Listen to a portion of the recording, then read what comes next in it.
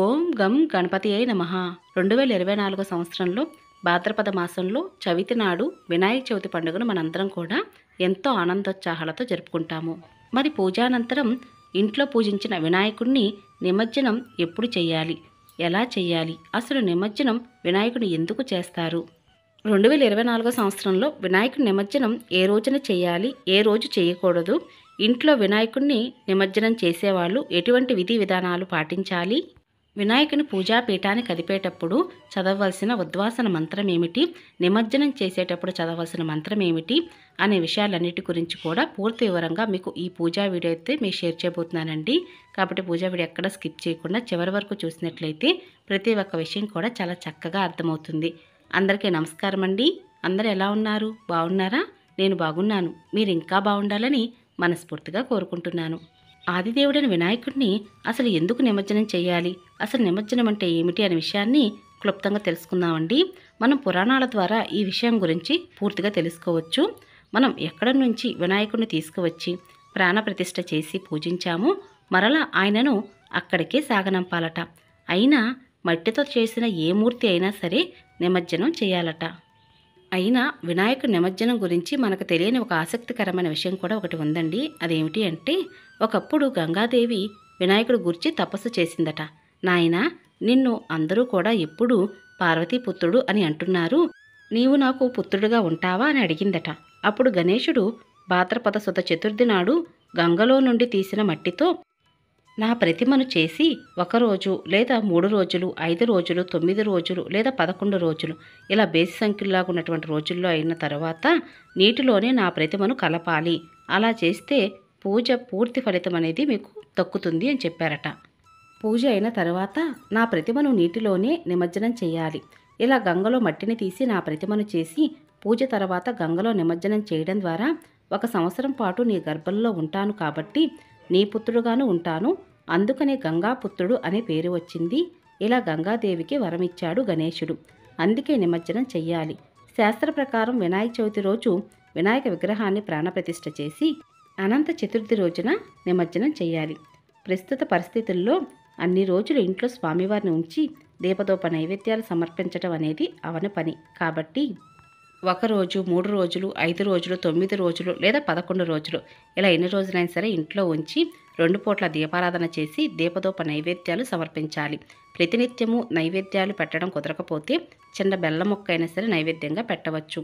ఎన్ని రోజులు మాకు పూజ చేయడం కుదరదు అనుకున్నవారు, లేదా అనేక కారణాల వల్ల లేదా ఉద్యోగరీత్యా వల్ల మీరు పూజ చేయడం కుదరనట్లయితే 1 రోజు కూడా పూజ అయితే చేసుకోవచ్చండి. మరి పూజాపీఠాన్ని ఎప్పుడు కదపాలి, ఉద్వాసన మంత్రం ఏమిటి అనే విషయం ఇప్పుడు తెలుసుకుందాం. మరి మనం ఎప్పుడైనా పూజా వ్రతాలు ఆచరిస్తున్నప్పుడు మంగళవారం, శుక్రవారం వేళ పూజాపీఠాన్ని కదపకూడదు. అలాగే వినాయక చవితి నాడు వినాయకుడిని కూడా ఇలా మంగళ శుక్రవారాల్లో అయితే నిమజ్జనం చేయకూడదు. ఎప్పుడు కూడా నిమజ్జనం అనేది నదిలో చేస్తే ఉత్తమం అండి. ఒకవేళ నదిలో మీకు నిమజ్జనం చేయడం కుదరనట్లయితే ఇంట్లో కూడా నిమజ్జనం అనేది చేయవచ్చు. అది ఎలా అనే విషయాన్ని కూడా మీకు ఈరోజు వీడియోలో షేర్ చేస్తాను. కాబట్టి పూజా వీడియో స్కిప్ చేయకుండా చివరి వరకు చూడడానికి ప్రయత్నించండి. 2024 సంవత్సరంలో సెప్టెంబర్ శనివారం 7వ తారీఖు నాడు మనకి వినాయక చవితి పండుగ అనేది వచ్చిందండి.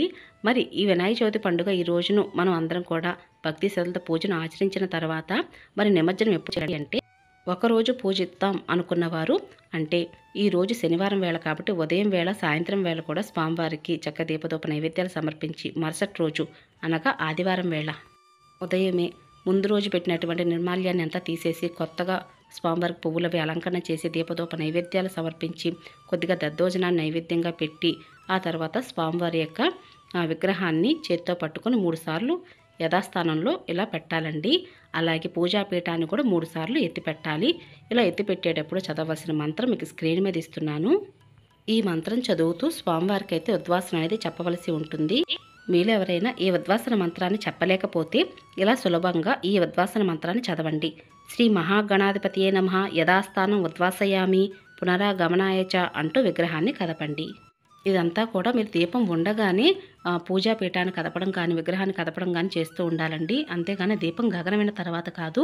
ఇలా కదిపిన తర్వాత దీపం గగనమైన తర్వాత అప్పుడు పూజాపీఠాన్ని కదిపి పూజా వస్తువులన్నీ కూడా తీయాలి. ఒకవేళ మీరు 3 రోజులు స్వామివారికి పూజలు చేద్దాం అనుకున్నవారు 3 రోజులు పూజించిన వాడు నిమజ్జనం ఎప్పుడు చేయాలి అంటే సెప్టెంబర్ 9వ తారీఖు సోమవారం వేళ ఉదయం పూట మీరు ఉద్వాసన చెప్పి ఆ రోజు నిమజ్జనం చేయవచ్చండి.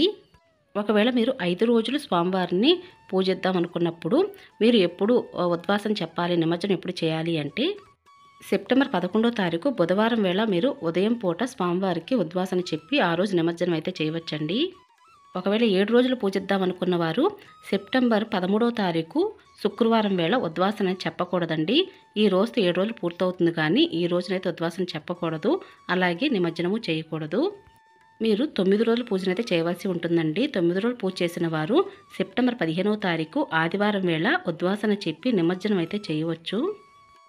ఇంకా 11 రోజులు పూజ చేద్దాం అనుకున్న వారు ఎవరైనా సరే సెప్టెంబర్ 17వ తారీఖు నాడు మంగళవారం అనంత చతుర్థి అండి. ఈ రోజునైతే మంగళవారంతో సంబంధమే లేదు. ఎప్పుడు కూడా వినాయకుని పూజ పండుగ అనేది మనము భాద్రపద మాసంలో చవితి నాడు వినాయక చవితి పండుగ అయితే చేసుకుంటాం కదా, మరలా నిమజ్జనం అనేది 11 రోజుల పూజానంతరం అనంత చతుర్థి రోజు నిమజ్జనం అయితే చేయవలసి ఉంటుందండి. ఈ రోజు మంగళవారం అయినా శుక్రవారం అయినా పట్టింపు అనేది ఉండదు. ఈ రోజునైతే నిమజ్జనం చేయవచ్చు. మనం పూజలో పసుపు వినాయకుని పూజలో పెట్టి పూజిస్తాం కదా, మరి పసుపు వినాయకుని ఏం చేయాలి అంటే అవన్నీ కూడా పత్రితో పాటుగానే పసుపు వినాయకుని కూడా పెట్టుకోవాలండి. పసుపు వినాయకుడి కింద పెట్టినటువంటి బియ్యాన్ని ఏం చేయాలి అంటే మీరు నాన్ వెజ్ అది తిన్నప్పుడు రైస్గా వండుకోవచ్చండి. అదేవిధంగా వినాయకుడి యొక్క విగ్రహం కింద కూడా మనం బియ్యం వేస్తాం కదండి, ఆ బియ్యం కూడా ఏం చేయాలి అంటే అవి కూడా మీరు నాన్ వెజ్ అది తిన్నప్పుడు రైస్గా వండుకోవచ్చు, లేదా పరమన్నంగా కూడా వండుకొని తినవచ్చు. ఇక అదేవిధంగా పూజలో వాడినటువంటి పత్రి ఇదంతా కూడా మీరు వినాయకుడిని నదిలో నిమజ్జనం చేసేటప్పుడు వినాయకుడితో పాటుగా ఈ పత్రి అంతా కూడా వేసేయాలండి. అలాగే పూజలో ఉపయోగించినటువంటి పాళీని మీరు మరొక పూజకు ఉపయోగించుకోవచ్చు, లేదా నదిలోనే నిమజ్జనం చేయవచ్చు. నదిలో నిమజ్జనం చేయడం కుదరని వారు ఇంట్లోనే నిమజ్జనం వినాయకుని ఎలా చేయాలనే విషయం ఇప్పుడు తెలుసుకుందామండి. ఇంట్లోనే నిమజ్జనం అయితే చేయకూడదండి. ఇంటి ఆరు బయట అంటే బాల్కనీలో కానీ లేదా డాబా పైన అయినా సరే మీరు ఈ విధంగా ఆ ప్రదేశాన్ని కొద్దిగా నీటితో శుద్ధి చేసుకొని కొద్దిగా పసుపుతో అలికి ఆ తర్వాత ఇలా పద్మం ముగ్గు వేసి చుట్టూ బంధనం వేయాలండి. అలాగే ముగ్గులో కూడా కొద్దిగా పసుపు కుంకుమ అనేది అలంకరణ చేయాలి. ఇక ఆ పైన వెడల్పాటి టబ్ ఏదైనా ఉన్నా లేదంటే బకెట్ అయినా సరే ఆ ముగ్గు పైన పెట్టాలండి. టబ్బులో అయితే కొంచెం సగానికి పైగా నీళ్లు పోసి అందులో కొద్దిగా పసుపు, కుంకుమ, అక్షింతలు, గంధము ఇవన్నీ వేయాలి. అలాగే నీళ్ళల్లో కొద్దిగా గంగా జలాన్ని వేయాలండి. గంగా జలం వేస్తే వినాయకుడికి చాలా అంటే చాలా ఇష్టము. కాబట్టి గంగా జలం మీ దగ్గర ఉన్నట్లయితే కొద్దిగా గంగా జలాన్ని వేయండి. ఒకవేళ గంగా జలం దొరకనట్లయితే కొద్దిగా జవ్వాది పౌడర్ని అయితే వేయండి. ఇంకా కొన్ని పువ్వులు కూడా వేయాలండి. ఇలా పువ్వులు కూడా వేసిన తర్వాత అప్పుడు వినాయకుడిని తీసుకువచ్చి నిమజ్జనం అనేది చేయవలసి ఉంటుంది. వినాయకుడిని కూడా బయటికి తీసుకువచ్చేటప్పుడు ఇంటి కుటుంబ సభ్యులందరూ కూడా జై బోలో గణేష్ మహారాజ్కి జై అంటూ ఇంటి బయటికి తీసుకురావాలి. ఇంటికి బయటికి తీసుకొచ్చినటువంటి ఆ వినాయకుడికి నమస్కరించుకొని ఈ విధంగా మనం గంగా నదిగా భావిస్తూ ఈ టబ్బునైతే సిద్ధం చేశాం కదండి. ముందుగా గంగానదిగా భావిస్తున్నట్టు నీటికి నమస్కరించుకొని మట్టి వినాయకుడిని ఇంటి కుటుంబ సభ్యులందరూ కానీ లేదా ఇంటి యజమాని అయినా సరే ఈ విధంగా వినాయకుడిని తీసుకువచ్చి మన వైపు కనిపిస్తున్నట్లుగా ఈ విధంగానే దించాలండి నీటిలోకి. నిమజ్జనం చేసేటప్పుడు ఎప్పుడు కూడా వీపుని అనేది ముందుగా చూపించకూడదు. ఇలా మూర్తిగా కనిపిస్తున్నటువంటి వినాయకుడిని ఈ విధంగానే నిమజ్జనం అనేది చేయవలసి ఉంటుంది. నిమజ్జనం చేసేటప్పుడు చదవలసిన మంత్రం ఏమిటి అంటే మీకు స్క్రీన్ మీద ఇచ్చాను చూడండి. శ్రీ గణేశం ఉద్వాసయామి శోభనార్థం పునరాగమనాయచ అని చెప్పుకోవాలి. ఇలా నిమజ్జన మంత్రం చదువుతూ పలుమార్లు జై బోలో గణేష్ మహారాజ్కి జై అంటూ వినాయకుడిని అయితే ఈ విధంగా నిమజ్జనం చేయవలసి ఉంటుందండి. నిమజ్జనం చేసినట్టు వినాయకుడిని పూర్తిగా నీటిలో కలిసిపోయేదాకా అలానే ఉంచాలండి. ఆ మట్టిని ఏం చేయాలండి అంటే మీరు మొక్కలుగా పెంచుతూ ఉంటారు కదండి కుండీల్లో అయినా సరే ఈ మట్టిని అనేది వేయవచ్చు. మరి మేము ఇంట్లో పూజ చేసాం కదండి, మరి నదిలో మేము పత్రి అది కలపడం కుదరదు కదా, మరి పత్రి ఏం చేయాలండి అంటే మీకు పెరడు ఉన్నా లేదంటే మట్టి కుండీ ఉన్నా సరే మట్టిని కొద్దిగా తవ్వి ఆ పత్రి అంతా కూడా ఆ మట్టిలో వేసి కప్పెట్టేయండి.